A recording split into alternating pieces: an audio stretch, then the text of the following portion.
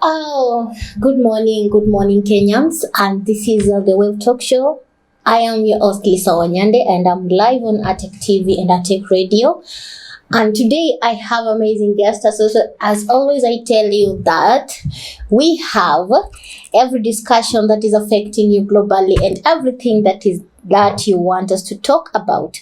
And today in the studio, I have an amazing people that is according to our cult, like it is programmed ready. It is something we do. It's compulsory to us as the Wave Talk Show where we bring you all that you want to hear.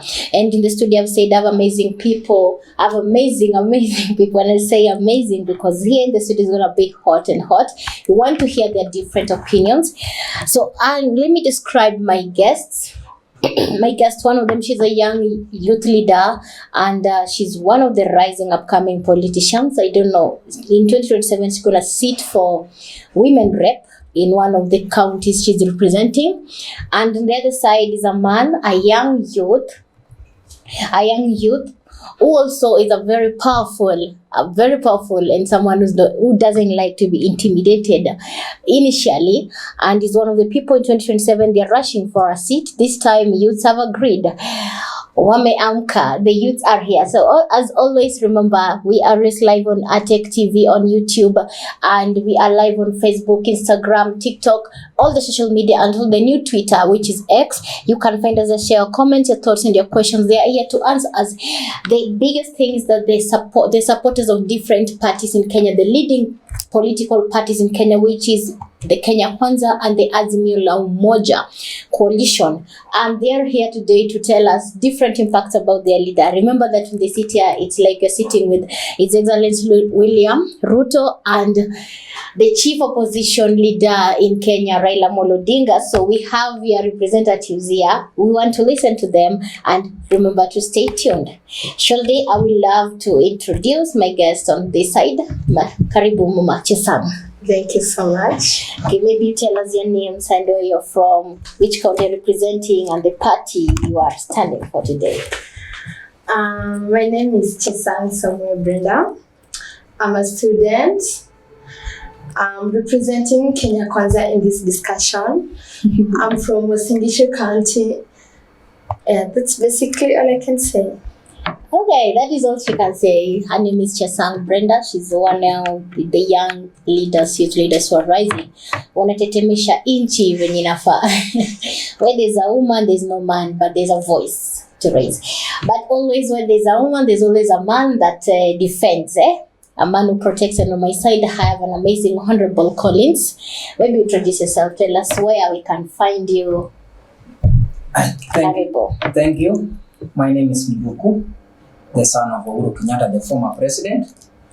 Mimi ni mwakilishi ya vijana. So mimi ni speaker wa bunge la wananchi Kenya mzima. So mimi nawakilisha Mheshimiwa Uhuru Kenyatta na Mheshimiwa Raila Odinga, Azimio la Umoja.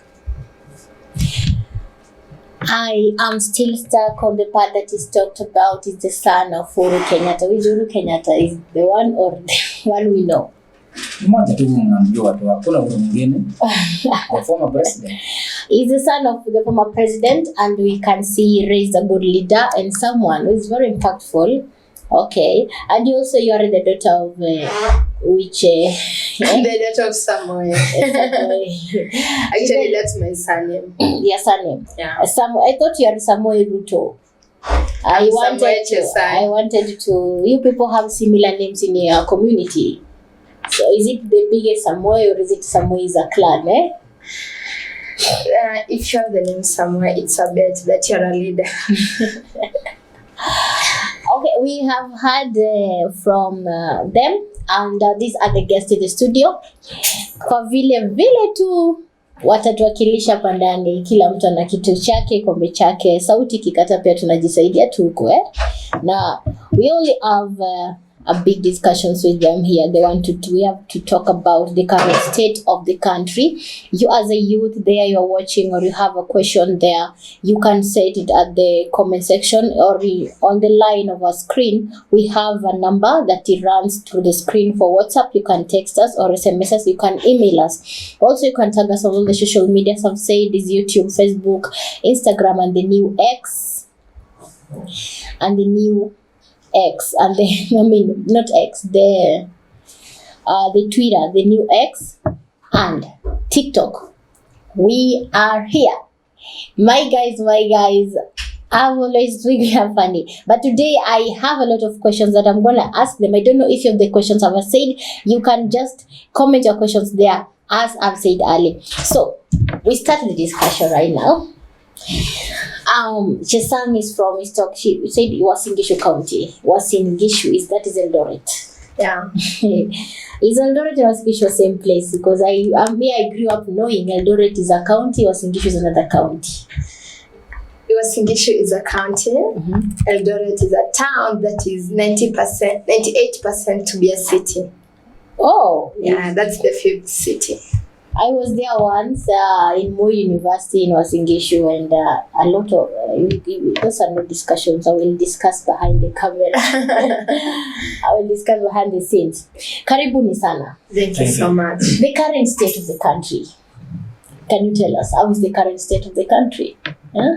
Tutaanza na mpande gani? Ladies first. Ladies, the current state of the country. Wow, ladies first. Yes. It's okay. We take up the role.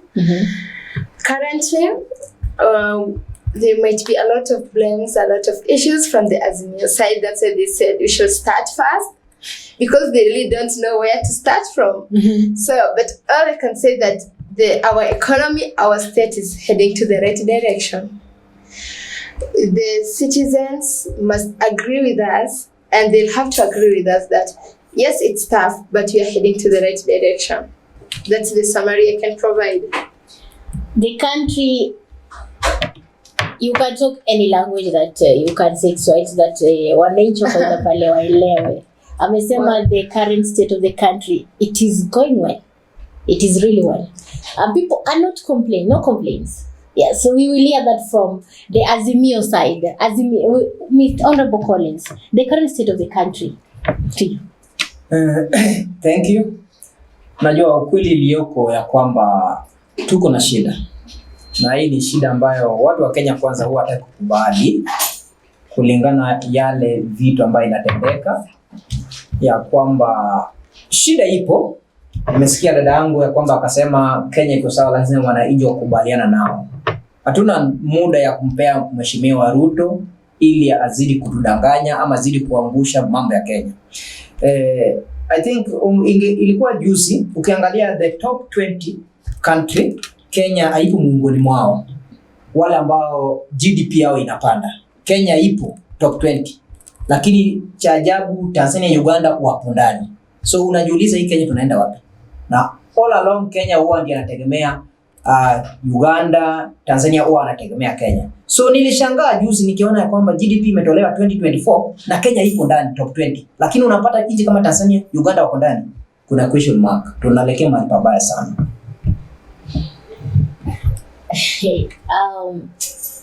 Mimi mwenyewe, I'm the host and I'm already going Vegas here, guys.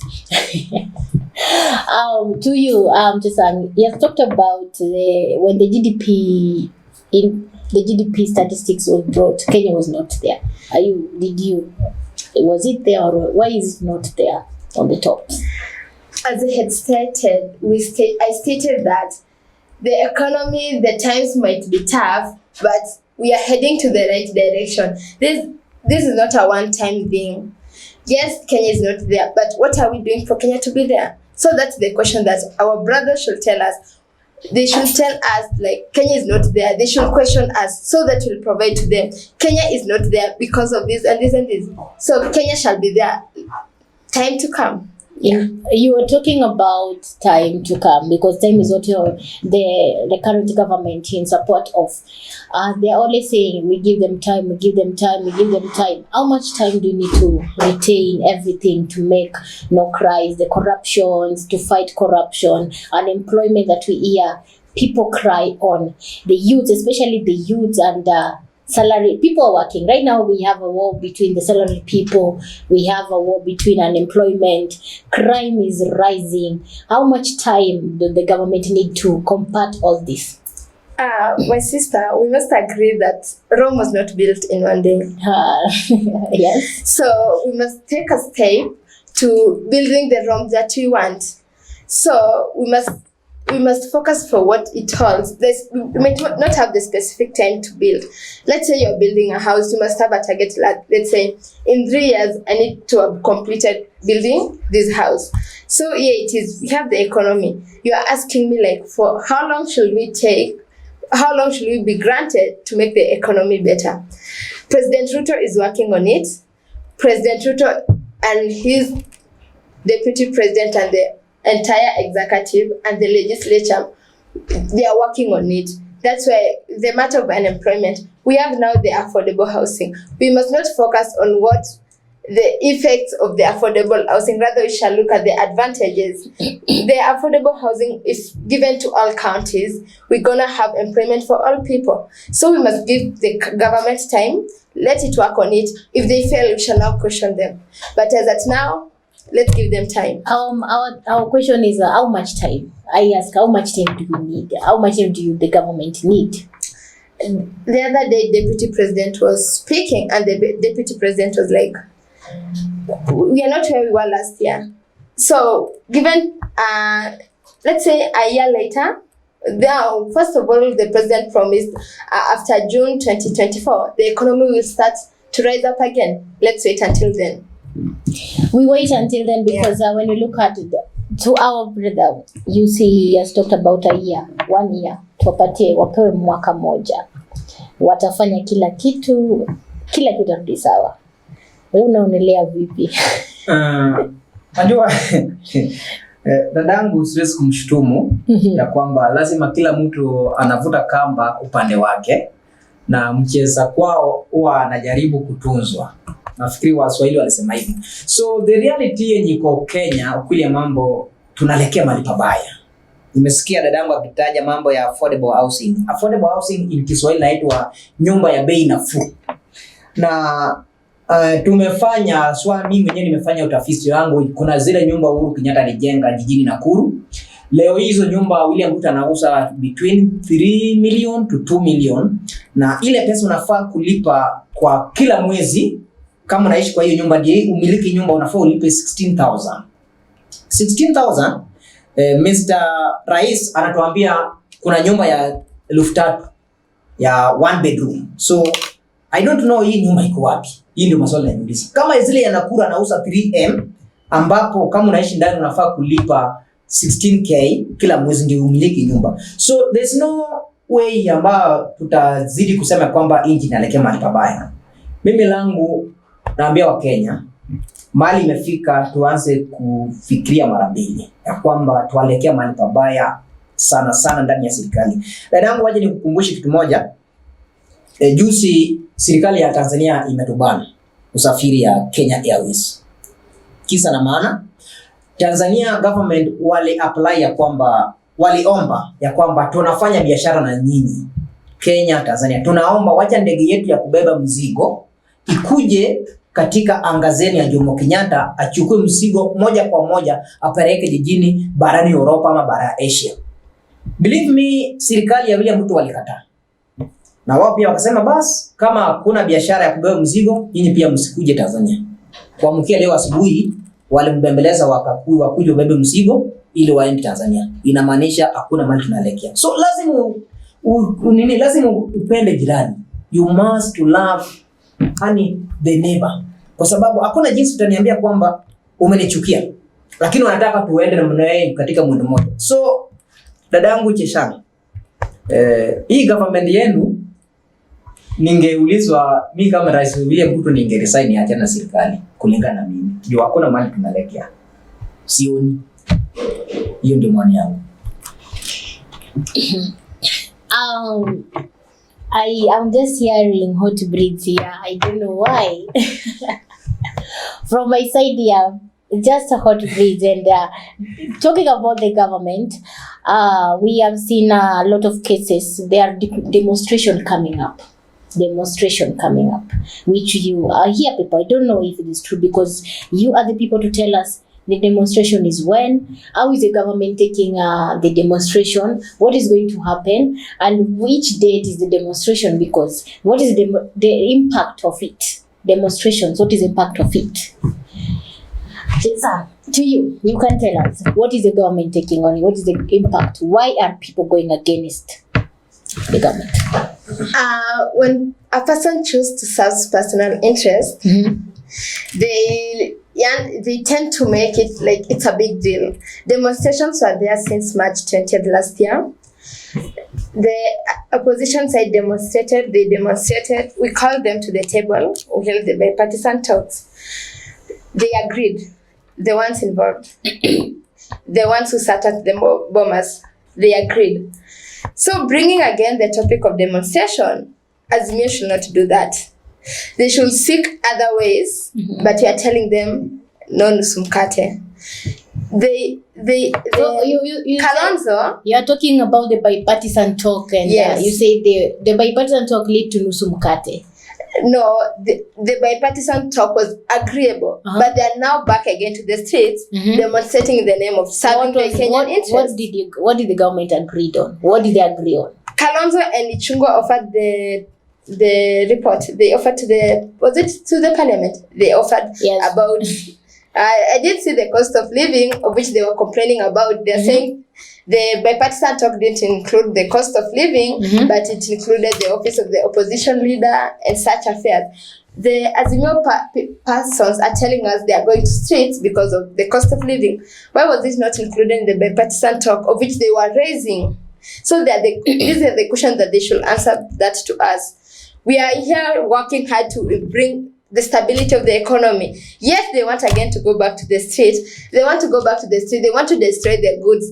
How many people destroyed their businesses during demonstrations? A lot of them. So Azimio should not sell us the lies of we are going to streets because of economy, we are going to streets because of the interests of Kenyans. That's total lie. They should tell us why they want to go to the streets.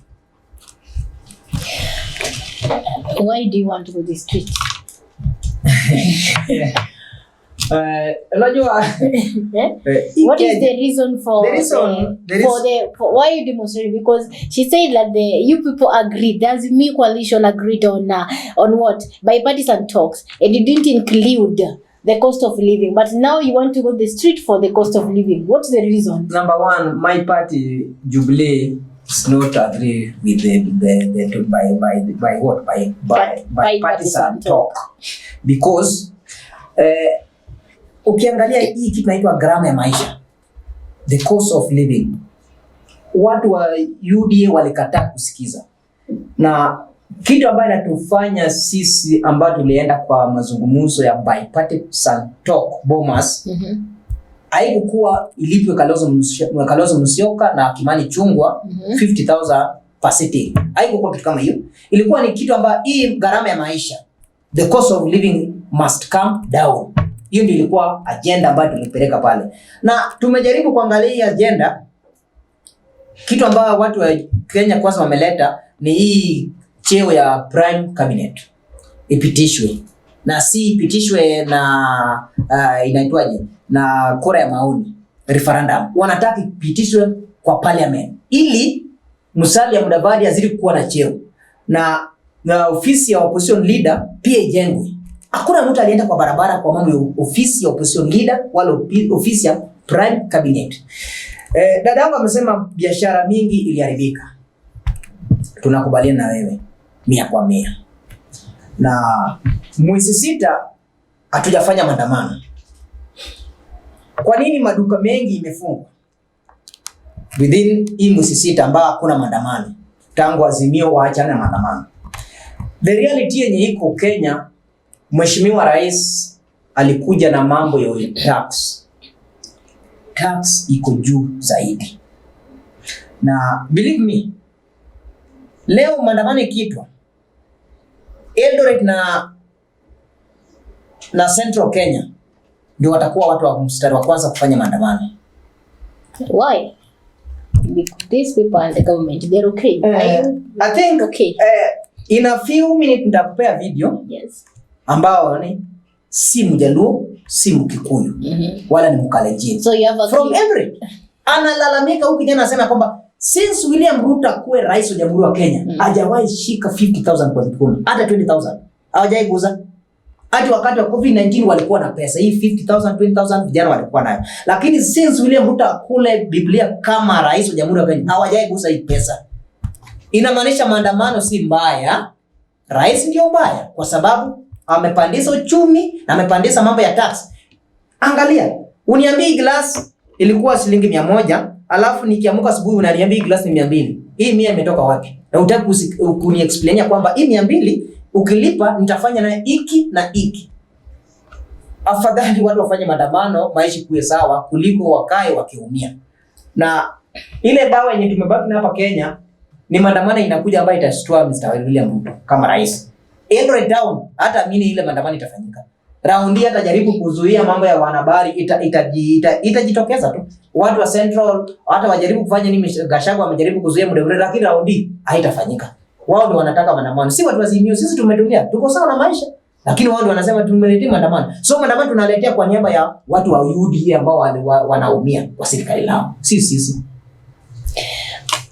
Umesema my question goes to you talked about that in Azimio you are okay with the cost of living, but why should you demonstrate? Si mimi. Narudia. Si mimi. Yes. Mimi niko sawa kwa sababu tumejua. I know before William Ruto came to office nilishaji prepare kwamba mambo itakuwa mazuri. Okay. So you already accepted that things are not going to go well. Yeah. He has talked about Eldoret. Eldoret are going to be the first line of demonstration. Are you aware of all this? What is the plan from Eldoret? That is the town of where the Excellency President William Ruto comes from, right? Yes, you tell us, because we don't know. You are there and you're also planning to support the opposition on. This is not about the opposition. Maybe it is the case. He talked about it's not the opposition that is the planning for the demonstration. It is the people who are doing the demonstration. But he said Eldoret will be the first front in the central Kenya.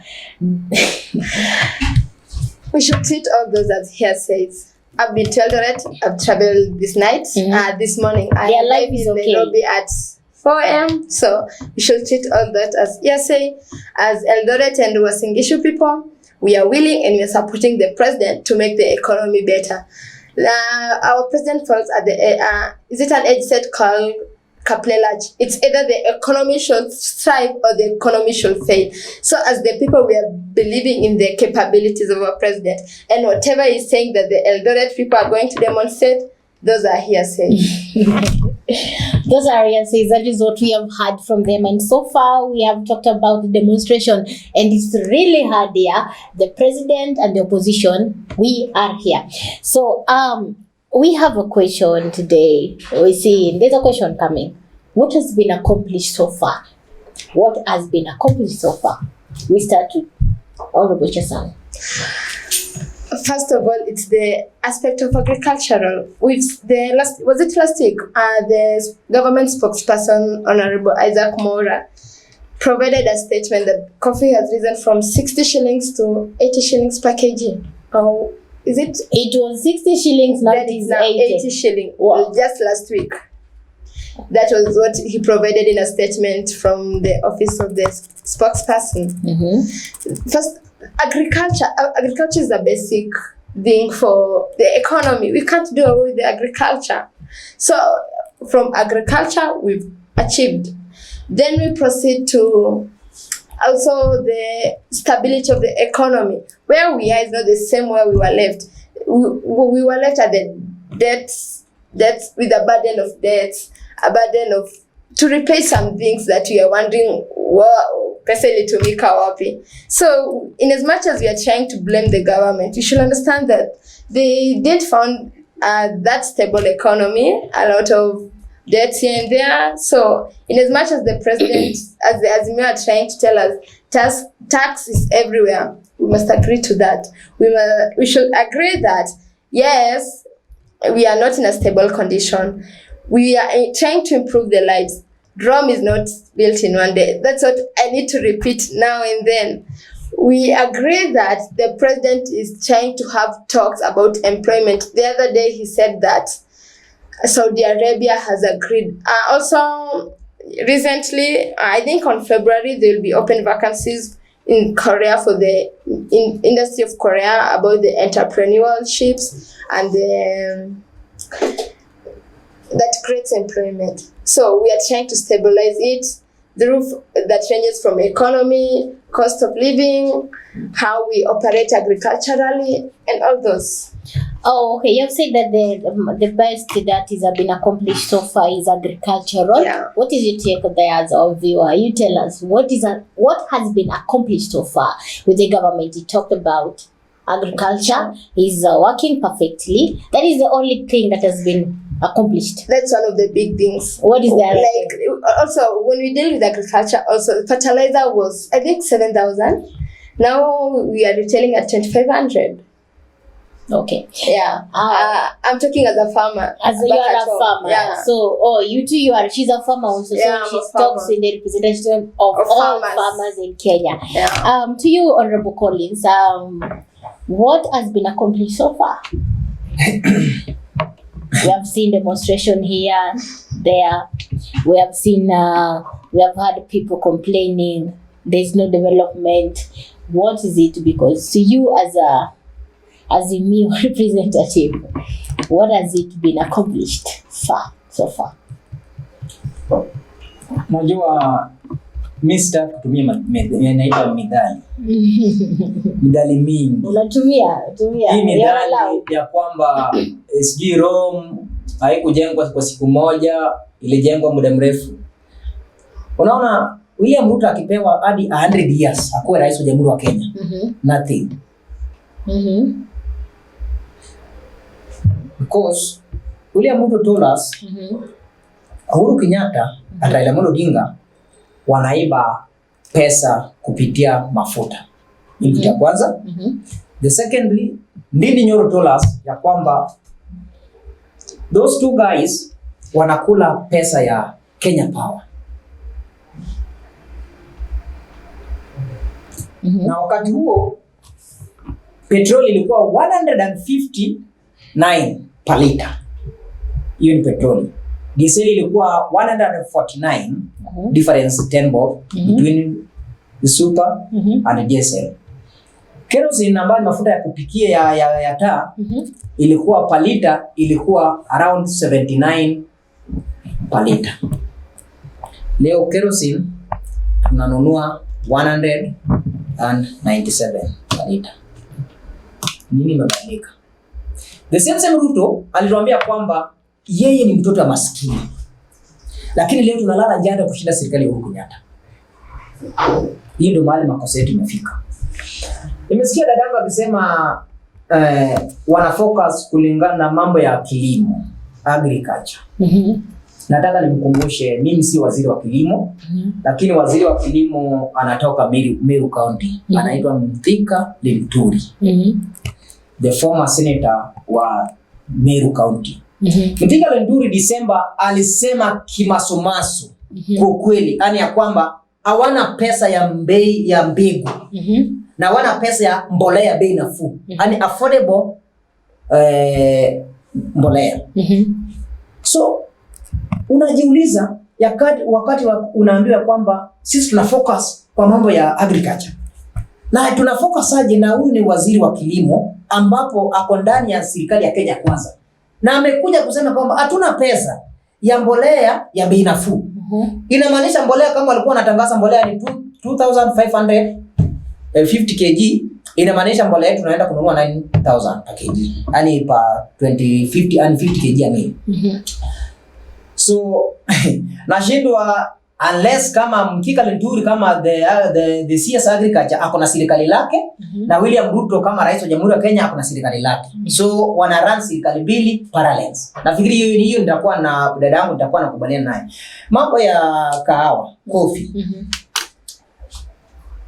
Tumekuwa kwa serikali wa Uhuru Kenyatta. Sisi wote.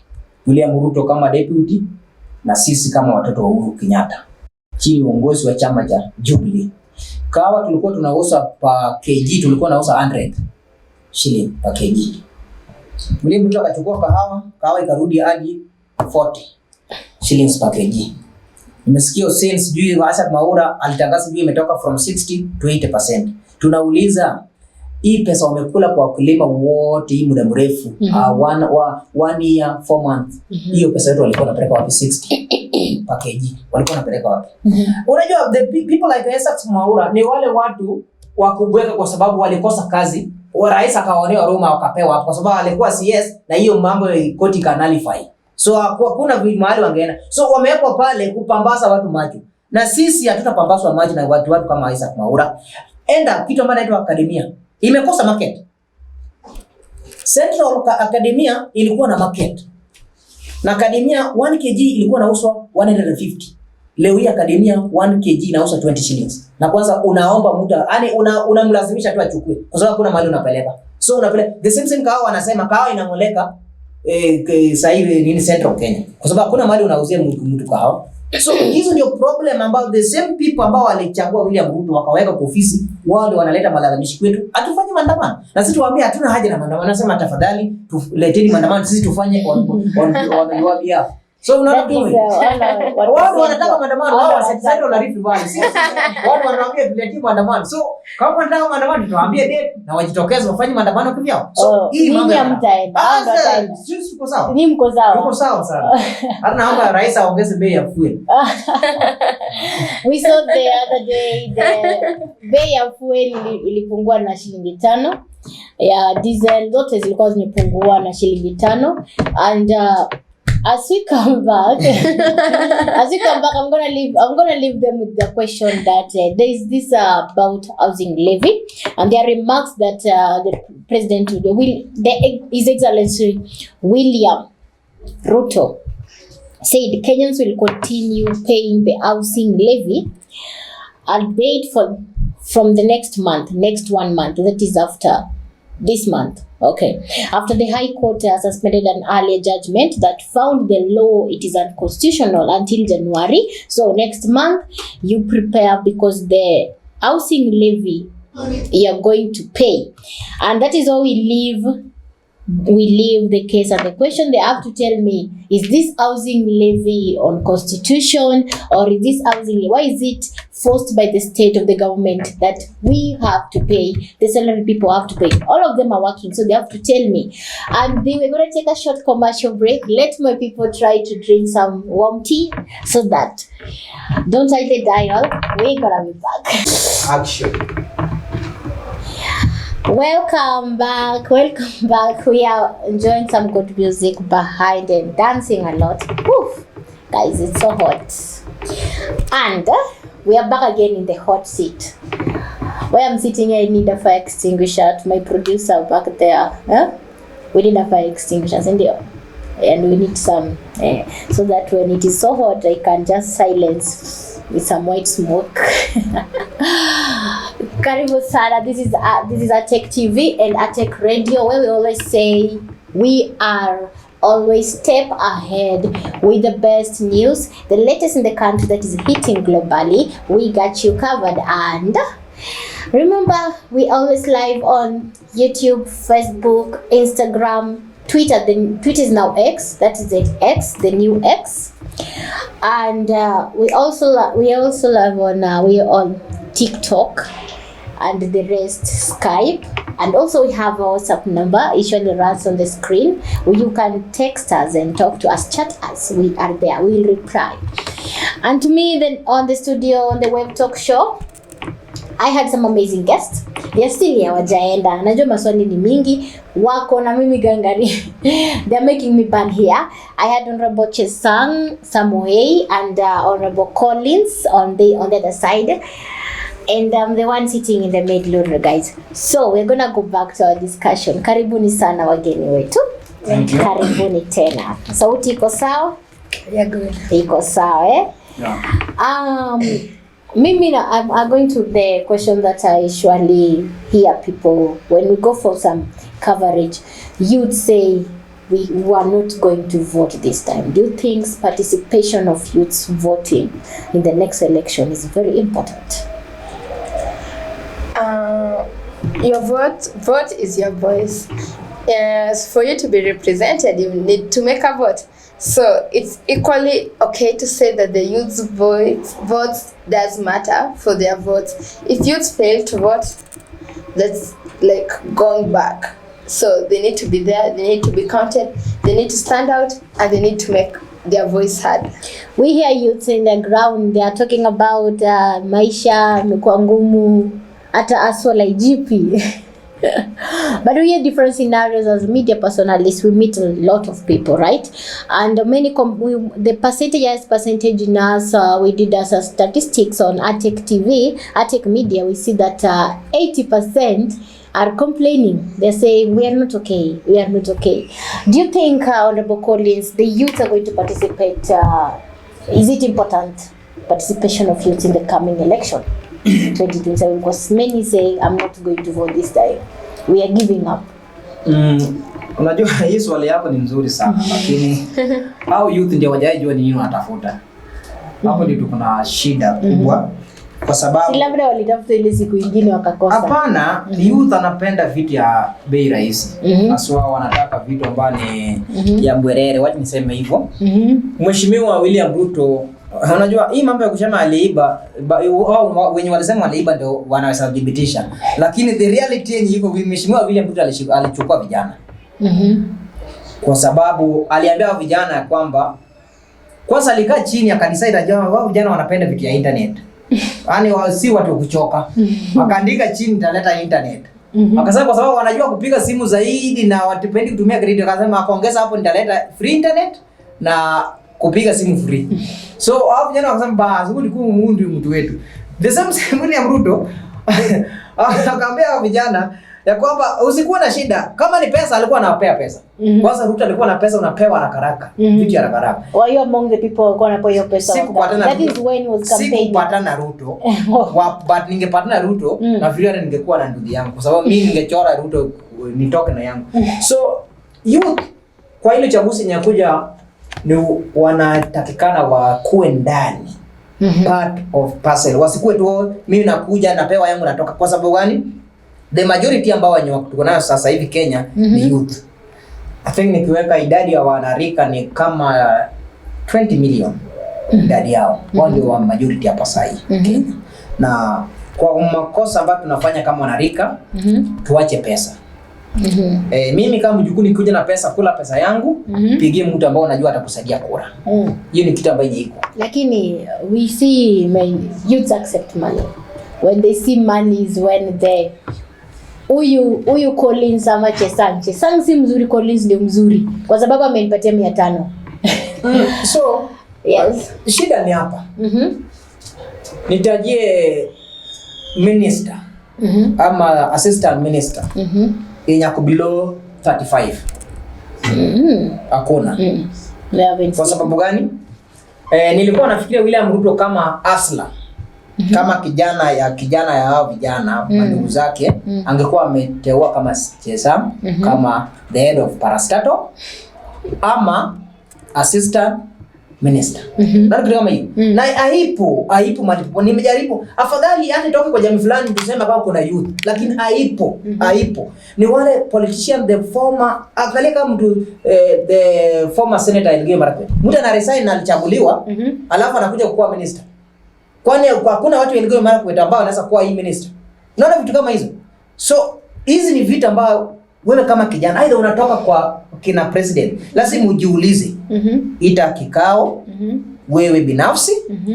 Kisha ita kikao ujue mahali ulifanya makosa. Ambie ita tena kikao na kijana mmoja. Mpige gumzo, hapo ndio mtaanza kujua yale mnataka kwa serikali. Mimi naambia wanarika ya kwamba bado watatumika zaidi. Hata jana niliona Busia wakiinua rungu Kwa sababu gani? Walikubali kutumika na bado watatumika. Lazima tujue kama tuko 20 million. 20 million imetosha kuchagua president yenye tunataka.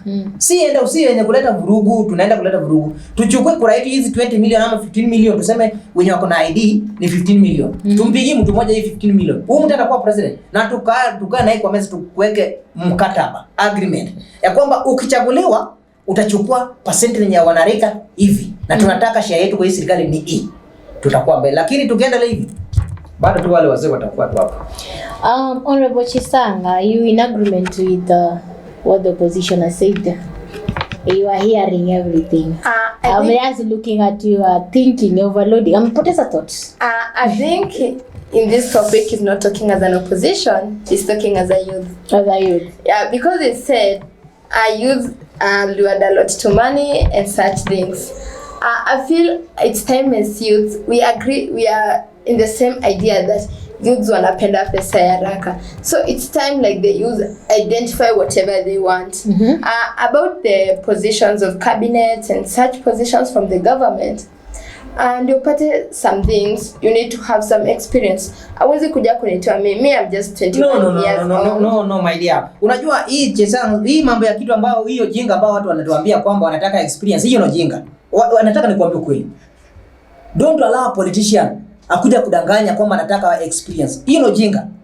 Kwa sababu kama hajakupea hiyo experience utatoa wapi? Haya, umekaa kwenu umefusu, umegraduate. Unaona? Na diploma. Au hujajiriwa mahali popote kibarua. Hii mambo ya nini? Experience wanaenda kutoa wapi? Hizi ni vita, hizi wa politician, either Ruto ama Raila Amolo Odinga, hizi ni vita ambao wanatufungia. Na hizi ni vita lazima tukatae. Mtu ambaye anakuambia anataka experience, umefanya hii experience wapi? Lazima akupee. Akishakukupea, si pale kuna nini? Kuna sheria. Hizo sheria ndiye atako guide.